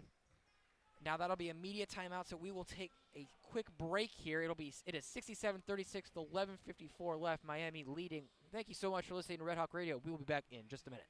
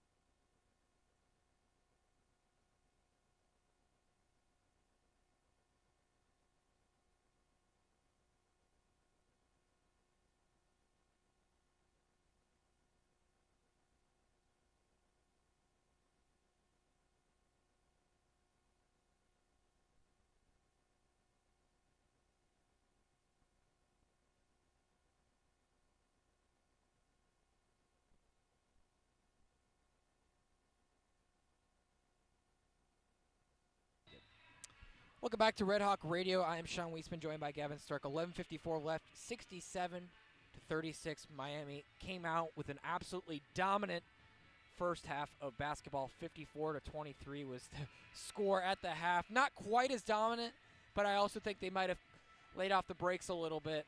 They're playing better. They're not better defensively, I would just say, but they're playing good defensively still. So it's not like shots just aren't quite falling right, at the same clip they were previously. Which is understandable. You shot 58% from the field in the first half. Yeah, that's sometimes there's a little regression to the mean, even for a very good shooting team like Miami. That is E.J. Ryans who has the ball at the top of the key. Now Lobsinger. Lobsinger just behind the three-point line. Now E.J. Ryans back right side, guarded by Potter. Potter guarding Ryans now, kicks it out to Lobsinger right side. Three, no good. Ricocheted a couple of times, but a rebound by Kraft, and Ipsaro now will take the ball up the court.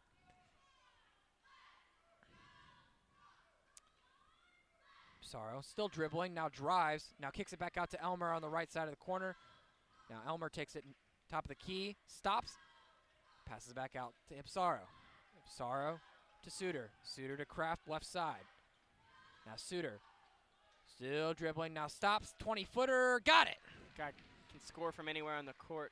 And he shows right there that mid-range pull-up is his bread and butter. Peter Suter drives to the rim, can shoot the three, and he can do that pull up in the mid-range. Great job by him. Absolutely. Ian Elmer now guarding, that is Brandon Muntu.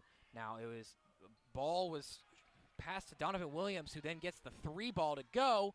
They just kind of handed him that three ball. Yeah, I was like, dared him to shoot it, so he shot it. Yeah, I was not easy. expecting him to pull the trigger on that, but regardless, it is 69-39 Miami, and that is a wide open shot for Peter Suter, who cannot get the 3-point to fall. It is Western Michigan ball as they push the ball up quickly now.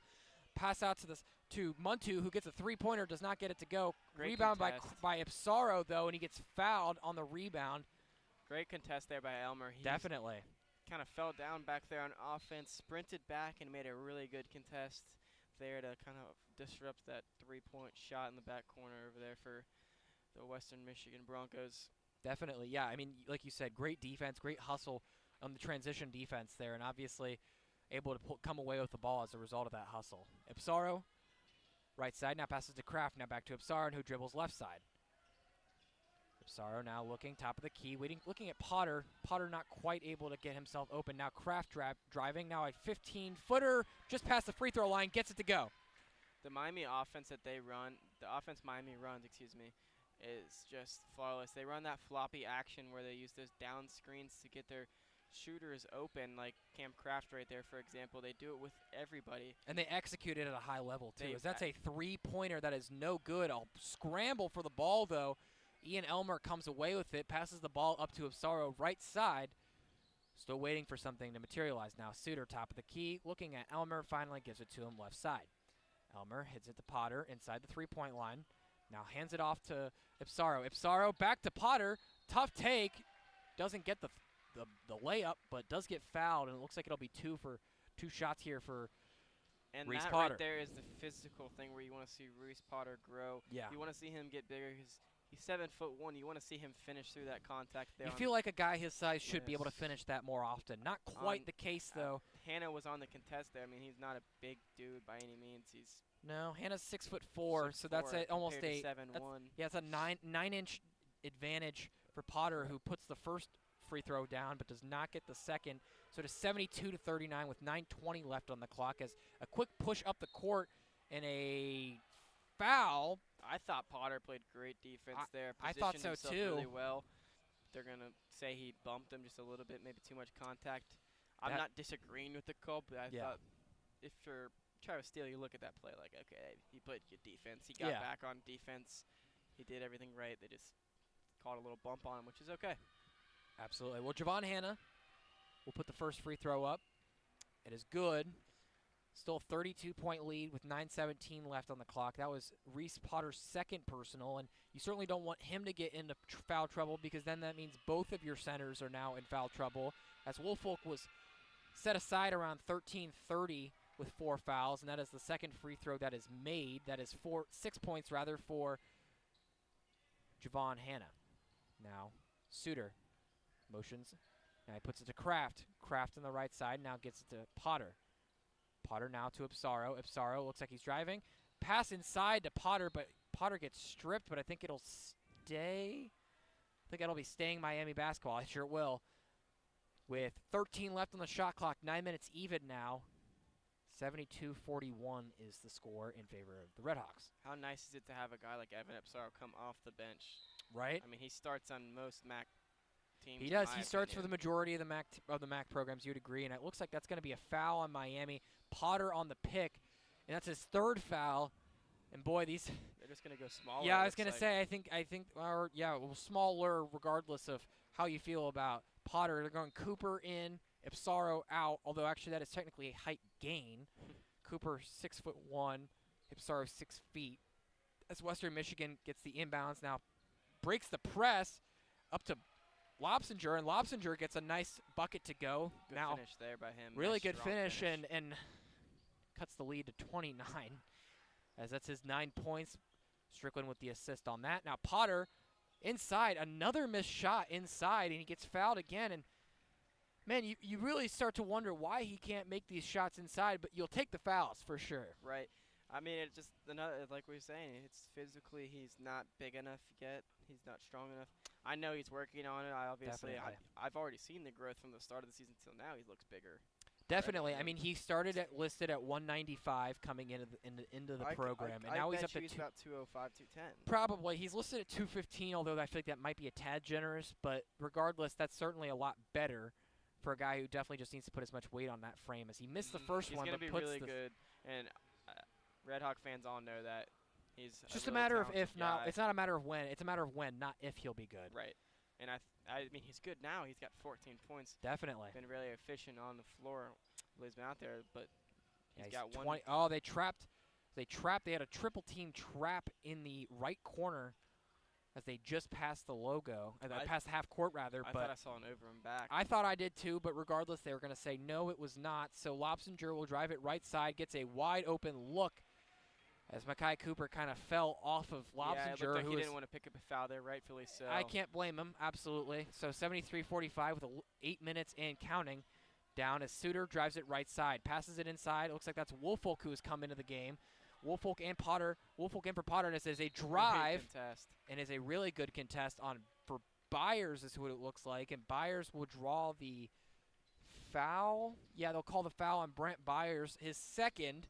But it'll also be a media timeout for the under 8. So at 7:53, it is 73-45 RedHawks here in the second half. We really appreciate you listening here on Red Hawk Radio. We'll be back in just a minute.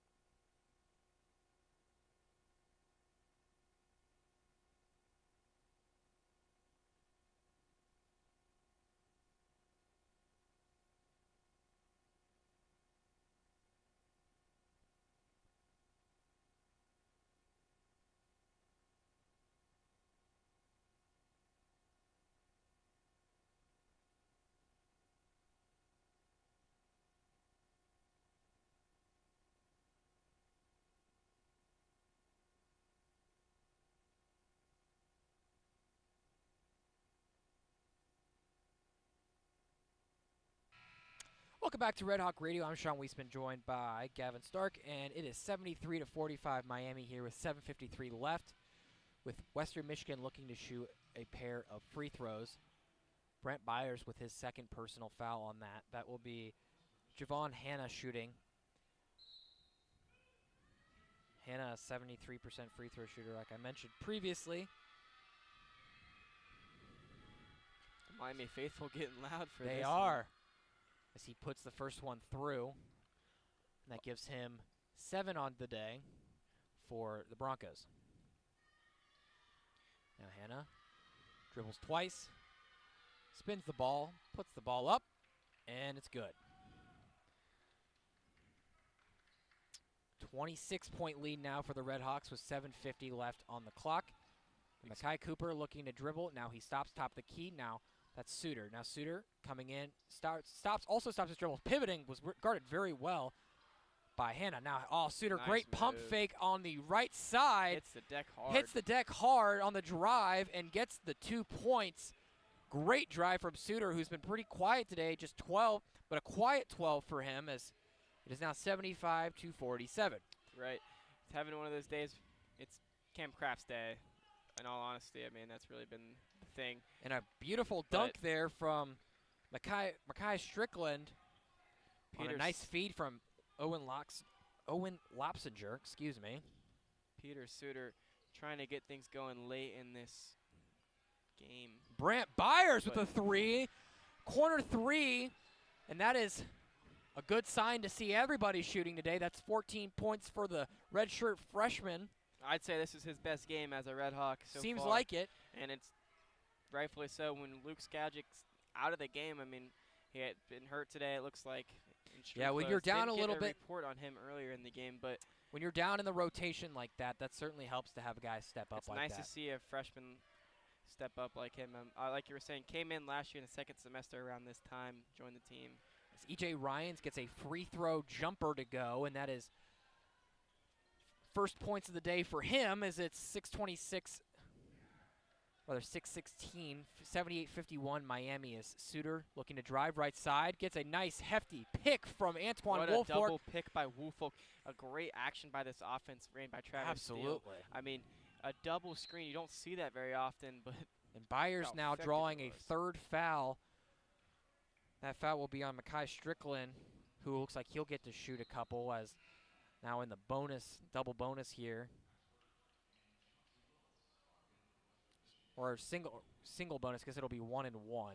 Talking more about that action they just ran with Woolfolk, that double screen to free up Peter Suter in the lane, it made it look like they're going to throw a pick and roll lob to Woolfolk. But instead of Woolfolk attacking the rim, he attacks the defender that is guarding Suter that he just screened previously. He back screens him again, and Suter has a wide open lane for a free 2 points. Well, Western Michigan missed the front end of the 1 and 1. However, on the rebound, on the ensuing rebound, it actually went off of Miami. So Western Michigan gets second life here with just under 6 minutes left and 15 seconds left on the shot clock. Now back over to top of the key. That's Burton. Burton hands it off to Hughes. I mean, not Hughes, Willis, rather. Willis driving, left side. Now passes at the top of the key. That's Williams. No good. Really physical rebound by Woolfolk, able to pass it up to Makai Cooper really quickly. Now a beautiful shot, wide open 3, doesn't go for Byers. Left side, that was no good, however. Now left side for Western Michigan as Hughes was trying to push it up. My gosh, Willis was trying to push it up, and it is Donovan Williams' basket, who he flipped it over to. Good drive there by Williams, using that right or hand. Javon Hannah, excuse me. Javon Hannah, yes. It is Hannah. Excuse us today. We are up in the rafters. Well, we're doing our best as Makai Cooper gets a 2-pointer to fall on a nice nifty layup, and that's a 2-pointer for, looks like that's Strickland. Yeah, Strickland. I think they're going to give him the nice and drive. 1 on that. Yep. And that is a foul on Antoine Woolfolk, so he is out for today with Great 5 game by minutes Woolfolk, left. though. Definitely a very solid game for him. Obviously, the 5 fouls not ideal, but Woolfolk in 18 minutes had 8 rebounds, a steal, and 6 points, including 3 offensive rebounds, and was, great presence defensively. And obviously, those minutes are usually the minutes are a little lower than he's typically used to, given his foul trouble. But foul trouble and being up by almost 30. Well, that helps too, certainly, as that first free throw was missed by Western Michigan, and it looks like a pass from Ian Elmer, who tried to throw it to Kraft, but not able to make it happen, and a beautiful slam by Western Michigan. That was Strickland on the steal and the finish, breakaway steal, and it's now 82-57. Now Makai Cooper has the ball, loses his dribble, now getting double-teamed for a second by Lobster. And now another steal. That is a nifty pass behind the back to Willis, who then gets it to Williams and gets it to go, and I think that'll be a timeout from Travis Steele, who is not happy about this sudden collapse offensively. Now that's back-to-back steals for Western Michigan, and a team that usually doesn't force a ton of turnovers. Their turnover margin is not the best. I mean, it's certainly something, especially for a team as not good as Western Michigan, not something you want to see in the stretch of this game. Right. You want to see him finish strong with 4 minutes and 31 seconds left in this one. So, Travis Steele's going to have a talk with them and see what they can do. Well, it's just a 30-second timeout, so we aren't going anywhere for this one. But, you know, as this final stretch comes in, I certainly imagine that around the 3.5 minute mark, the next batch of subs will come in, and we'll get to see the walk-ons, the guy, or you know, the guys like Blake Anderson and Ethan Wright. Yofen. And Eli Yofen as well. I imagine those guys will likely get a little bit of run for the RedHawks. For sure. As Cooper catches the inbound, getting guarded pretty heavily, though, by Willis. Now Cooper passes it to Ian Elmer, top of the key. Now right side, that's Byers. Byers passes it to Potter, just inside the three-point line, his favorite position, seemingly, as he then passes it to Kraft. Kraft, right side, getting double-teamed, tries to go, and he just gets shoved out of bounds. No foul there, just a physical defense is what they're going to, I guess, play it as. Yeah, I guess that's what they're going to say, is it was just physical defense, as Kraft kind of got lost in the shuffle there, as it was an inlet pass to, that looked like it was Burton, passes it back out to Hannah. Now back to Burton, back to Lobsinger, now top of the key, that's Hugh. Willis, goodness gracious. Willis driving, now passes it out to the right side, wide open three for Burton, doesn't fall. Now rebound Miami. Oh, that was not Burton, rather that was Lobsinger. Yes. Now Cam Kraft, left side, holding the ball, takes a dribble, now stops. Byers now left side, passes it to Potter outside three-point line. Looks like he's going to hand it to Byers, doesn't. Now he's waiting for Cooper. Cooper really open. Now a great backside pass into wow, what a slam. Ian Elmer said good night. There's the athleticism in Ian Elmer, and then another slam. And then a follow-up jam there from Makai Strickland, who said, not so fast. Good. I can do a little bit of it myself. Wow. Get out of the way if Ian Elmer's driving. I mean, jeez. Goodness gracious. The highly recruited dude out of Cincinnati who played at Taft High School with other highly recruited guys like Rayvon Griffith, who plays at the University of Cincinnati now. So I mean, oh my gosh, that was two violent jams back to back within 10 seconds of each other, and it looks like it'll be a foul on Chancey Willis, and so it looks like it'll be a timeout here, final media timeout. So we'll take a quick break here with the RedHawks leading by 23. We appreciate you listening to Red Hawk Radio. We'll be back here in just a minute.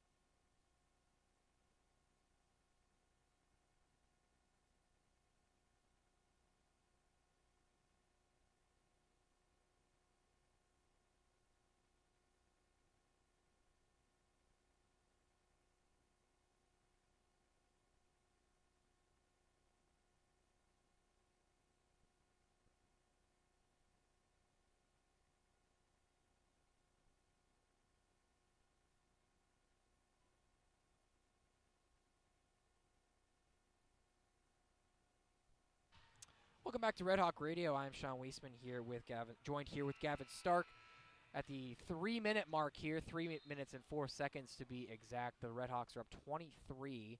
They led by as much as 31 at one point, but a little bit of a late push here from Western Michigan. Not enough, presumably, to. Well, the pace of this game slowed down. It definitely slowed down a little bit as Makai Cooper hits his first and does not get a second. Great play, though, from Lobsinger, who throws it back out to Willis. Willis now trying to make it happen in some traffic.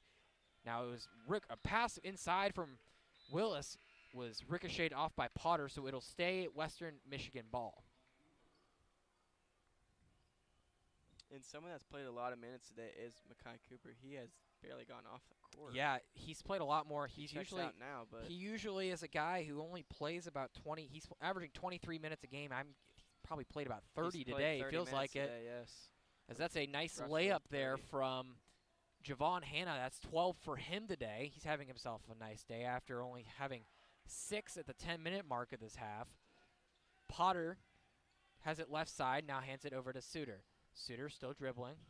Now goes top of the key, looks to drive, stops his drive.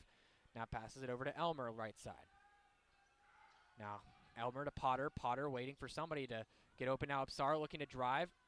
Absar tried to pass the ball back to Potter, but ultimately threw it out of bounds. It will be Western Michigan ball again with 2:17, and these are the kind of turnovers you don't want to see, especially late in the game, getting sloppy. You know, it's a good thing that they've built up such a lead because you don't want these kind of turnovers to screw them over later in a game. Certainly, as it looks like they're switched to a 2-3 zone with Potter getting posted up by Burton now. Burton turns around, does not get it to fall. Hanna with a really physical rebound, though, also does not get it to fall. But Burton, the putback, gets it to go, and it is now 85-65 for Miami. Nice strong move there by 6 points for Burton. Yeah, 6 points for him for him on the day. Nice move by him and the redshirt sophomore. There. Redshirt sophomore from Williamston, Michigan. As there's a deep three. Wow! Holy cow, that was Cam Kraft from well past NBA range on the right side, and he gets that one to fall. It is 88-65, a minute and a half left here as this guy just keeps getting better and better. Better. Unbelievable talent.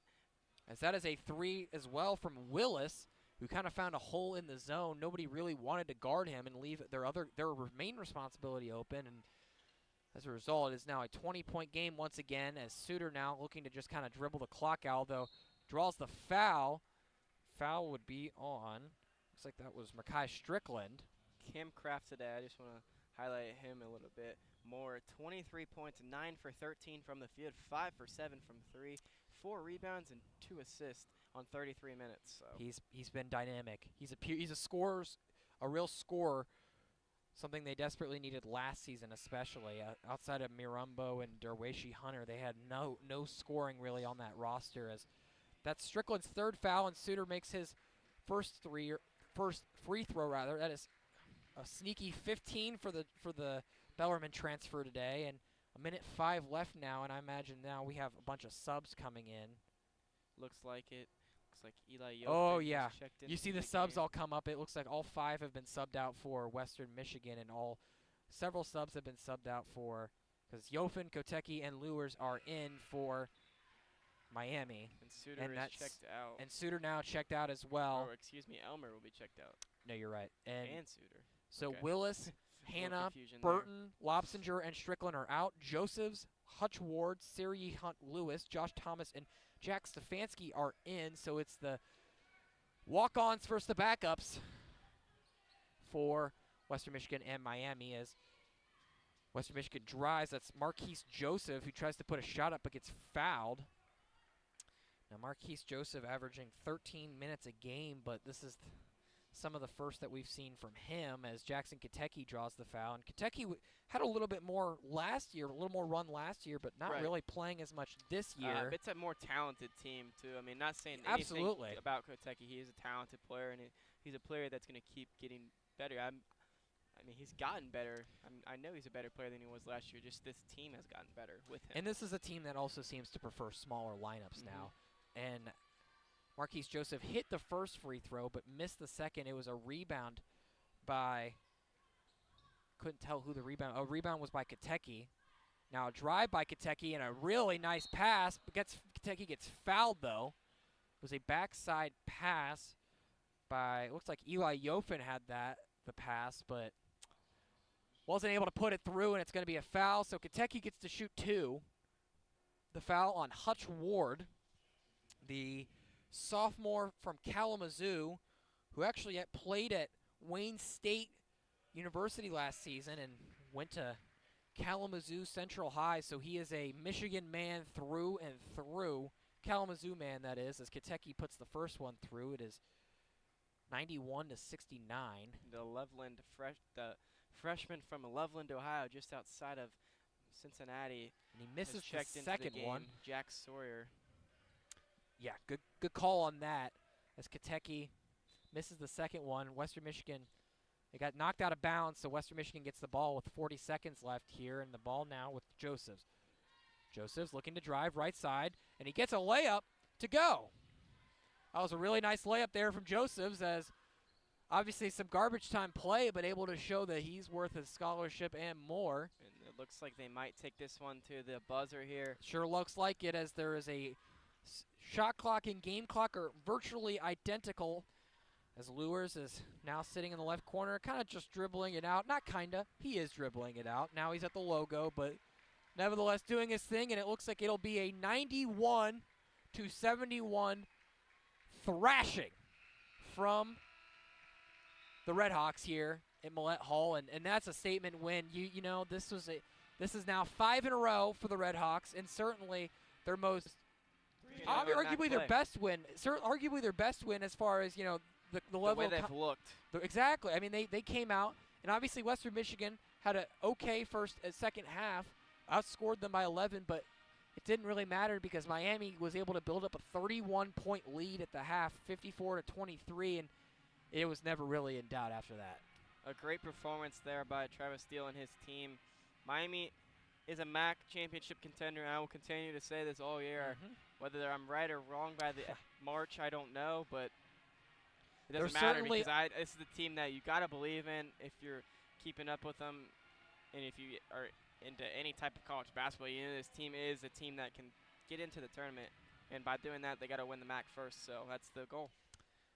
Well, absolutely a tournament contender, and they certainly showed, at the very least in the first half, the kind of performance they're capable of putting on. And Cam Kraft, Reese Potter, Pete Suter, all guys who have shown out today. Reese Potter with a career game today, 16 points for the sophomore, 16 points, 3 blocks, couple rebounds, and, you know, just able to make things happen. Cam Kraft, 23 points. Obviously, we talked about him, but Suter as well, 16 for him, and not a whole lot of offensive production. Pretty balanced, actually, from Western Michigan. Nobody having more than 14. That was Mekhi Strickland, but Lobsinger and Javon Hanna with 12, and not really a whole lot more you could say other than the fact that there are 2 stats that stick out to me before we head off and head home, but 2 stats that stick out to me: 2 for 16 from 3 for Western Michigan. Yep, that's a really big struggle. Not what you want to see if you're Western Michigan. Certainly not. And then the other thing was the fact that the points in the paint were almost identical from a team that really likes to shoot outside for Miami. Miami is the best 3-point shooting team in the MAC, top 50 in the country. They still knocked down 10 threes. And they knocked down 10 threes, and they still were able to almost match Western Michigan's output in the paint. So certainly some very good things to look forward to here in the future for the RedHawks, and some good things to point out here. But what are some things that you think the RedHawks could work on going forward? Because I certainly think, especially in that final 8 minutes or so, Coach Steele was starting to get a little frustrated. Well, they win the rebound battle today, which I wouldn't say I expected. I guess I did expect it, but doesn't mean much really, because in my opinion, Western Michigan and Miami are 2 of the smallest teams size-wise that they play. So I think rebounding's got to be something they need to really keep working on. I mean, 36 rebounds today isn't bad or anything. And obviously you can point out, they make a lot of shots. Their shots go in a lot of times, so their rebound is lower, which is true. They're efficient in the field. They are. As a team, but rebounding needs to be better. Their second chance points needs to be better moving forward, and that's something that I think will continue to get better. I mean, you're seeing it. You're seeing Reese Potter get some more minutes. Antoine Woolfolk is just getting better and better every single game. Today he had 8 rebounds on only 18 minutes. I mean, that's good numbers. I think most times if he's not in foul trouble, it's a double-double night Absolutely. for him. So these guys are good. They can shoot the ball. They're the best shooting team in the MAC by far, and they're going to keep getting better and better. So exciting stuff for them. And then Western Michigan, I mean, it was a rough game. It was a rough game, but it was expected.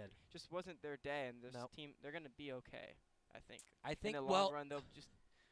I think this is a team that can still win games in the MAC and be that team that upsets teams. And today, Miami made sure that they didn't get upsetted. So good props to them, and props to Western Michigan for fighting and narrowing this lead to only a 20-point game instead of what could have looked like a 60-point game at one point. To piggyback off of that statement you just made, so a game is 40 minutes.